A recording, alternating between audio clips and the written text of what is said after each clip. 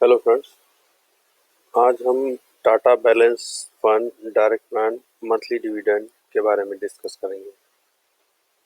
ये फंड उन लोगों के लिए है जो इक्विटी म्यूचुअल फंड से मंथली इनकम चाहते हैं। जैसे बहुत से लोग प्रॉपर्टी खरीदते हैं, फ्लैट खरीदते हैं, जिससे उनको मंथली रेंटल मिलता है और उनकी एक सेकेंड इनकम स्टार्ट हो जाती है। तो क्या ऐसा म्यूचुअल फंड से पॉसिबल है?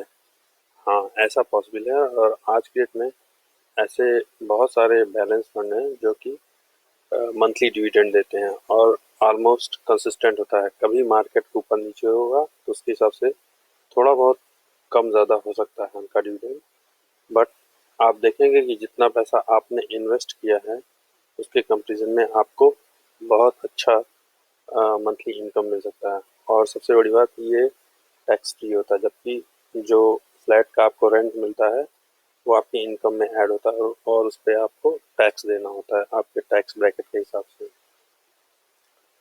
तो ये एक open ended dividend paying fund है जो कि जनवरी 2013 में लॉन्च हुआ था और इसमें मिनिमम इन्वेस्टमेंट 5,000 का है।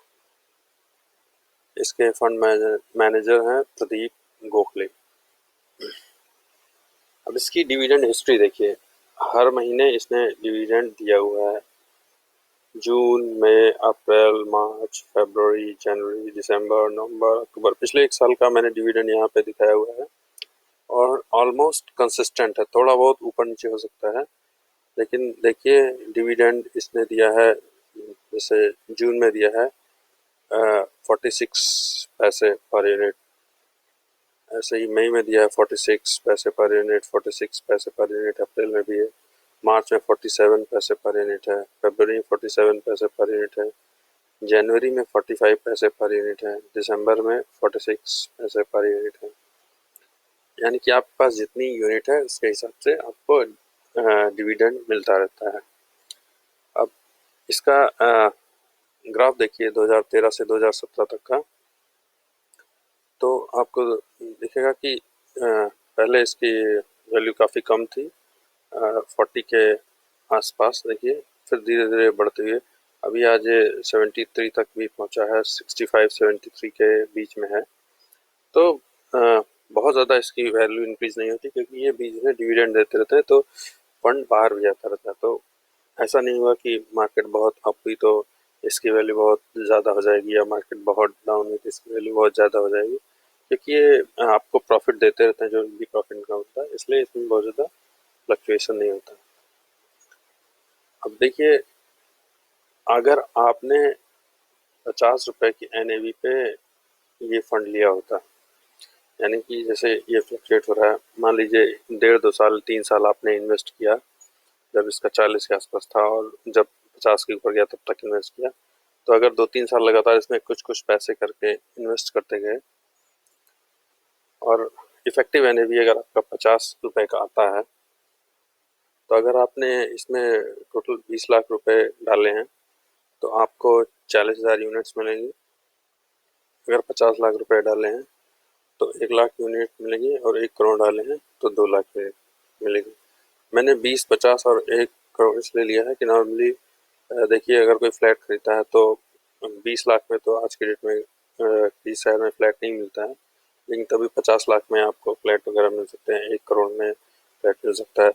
तो हम कंपेयर करेंगे कैसे इतने पैसे में आप उससे बेटर रिटर्न कमा सकते हैं।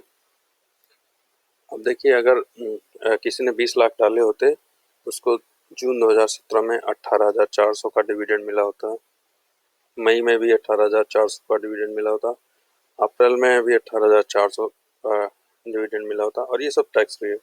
मार्च में 18,800 मिला होता, फरवरी में 18,800 मिला होता और जनवरी में 18,000 मिला होता। तो देखिए, जो मिनिमम मिला है वो भी 18,000 और धीरे धीरे ये बढ़ता ही रहता है टाइम के साथ। तो 20 लाख रुपए लगा के अगर आप 18,000 हर महीने कमा रहे हैं तो आई थिंक इससे अच्छा इन्वेस्टमेंट आपको बहुत कम मिलेगा।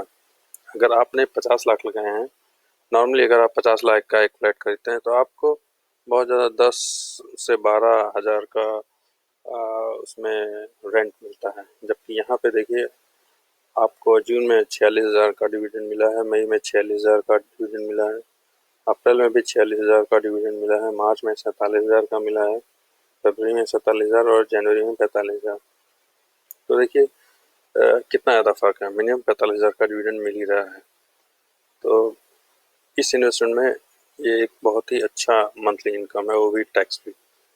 अगर 1 करोड़ लगाया होता तो जून में मिलता 92,000, मई में 92,000, अप्रैल में 92,000, मार्च में 94,000, फरवरी में 94,000 और जनवरी में 90,000। तो काफ़ी अच्छा रिटर्न है। तो वो लोग जो एक अच्छा मंथली इनकम देख रहे हैं इक्विटी म्यूचुअल फंड में इन्वेस्ट करके, तो वो इन balanced monthly dividend mutual funds में इन्वेस्ट कर सकते हैं और इससे एक अच्छी खासी tax free income monthly generate कर सकते हैं। आई होप आपको ये वीडियो पसंद आया होगा। मेरे नए वीडियोस के लिए नीचे सब्सक्राइब बटन पे क्लिक करके सब्सक्राइब कीजिए। Thank you.